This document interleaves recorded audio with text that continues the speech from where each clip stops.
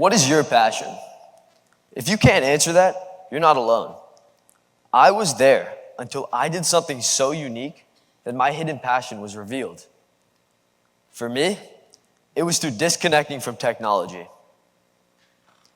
Everyone has something blocking them from revealing their hidden passions. And to find it, you must not be afraid of trying new things. If you would like to learn more about yourself and what truly makes you tick, go do that something you have been skeptical about. Spearfishing in the crystal clear water of the coast of Florida has become one of my favorite things. It's like a buffet, but underwater. The only catch? You have to earn every bite. I've floated past coral that look like alien cities and felt the thrill of landing a fish and then making a delicious meal. Each dive is a battle between patience and discipline. And here's the twist. I've only been spearing for 4 months. What led me to this passion wasn't a TikTok trend. It was something much, much more powerful. 90 days without any technology. No phones, no social media, no notifications. For 3 months in a small town in Switzerland. It started last semester when I enrolled in an academic program where technology was completely forbidden. At first, I felt lost. Like many of you, I've grown up deeply connected with my devices. My phone was my calendar, map, camera, and entertainment. And being without it felt like losing 2 limbs. But after the initial shock wore off, something incredible happened.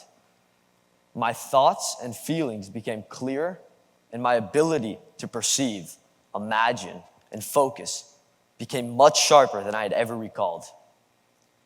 The clarity when you're not constantly distracted by technology is unexplainable. Technology has been like the fog on my diving goggles, clouding my vision, influencing what I thought. However, as the weeks went by, the defogger began to kick in, and I could finally see clearly. I began doing things I hadn't thought I would like or try. I picked up a Rubik's Cube. What started as a time killer quickly became a nightly obsession. My roommates and I would race to solve it. Instead of mindlessly scrolling through social media, I was working my brain, sharpening my memory, and that little cube became a symbol of my focus. The second habit I developed was journaling. I used to roll my eyes at the thought of writing down thoughts, let alone journal. But each night, I'd pour out the day, what I'd learned, what I'd noticed, and how I felt. My journal became a mirror, reflecting how I reacted to my lifestyle change without technology. In Switzerland, conversation became entertainment. Can you believe that? Our class had to communicate with each other. We debated the war in Ukraine, the conflict in the Middle East, and the ethics of artificial intelligence. We read the New York Times and The Economist, not because we had to, but because we were curious and finally had the means to dive deep into thought-provoking discussions. A 2020 study from NYU found that engaging in new and diverse experiences increases happiness and a more synchronized brain activity. Now, this suggests that stepping out of routine can boost mental well-being and cognitive engagement. Without technology, I eventually achieved a flow state. Flow state is a mental state of deep focus and immersion where time fades, self-consciousness disappears, and actions feel effortless and rewarding. I was climbing the Brighthorn, and just like that, it happened.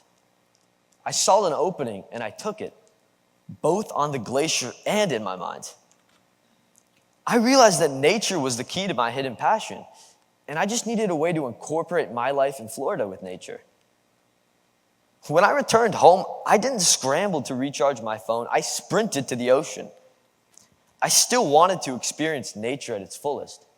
So instead of hiking with the goats, I wanted to swim with the fish. My digital detox enabled me to develop the foundation for this passion. 1 month ago, I landed a cereal mackerel. But the real prize wasn't the fish. It was the discovery of a part of myself I never knew existed. I reclaimed a real connection, not the kind built on reposts, but the kind that only happens when you're completely in the moment.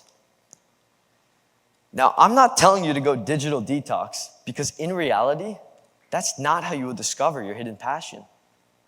You need to figure out what that boundary is between you and something you want to do, and just walk right through it. Be open-minded and take risks. The UCLA Center for the Developing Adolescent indicates that teens are more inclined than adults to engage in uncertain situations with potential rewards. This natural propensity for risk-taking during adolescence is crucial for learning and development, as it encourages young individuals to explore new activities and interests, potentially leading to the discovery of a hidden passion. Now, you don't need to move to the Alps to find your passion. Start small. For some people, turn off your phone after school. For someone else, try that sport that you've wanted to but never did. Or try something you're afraid of.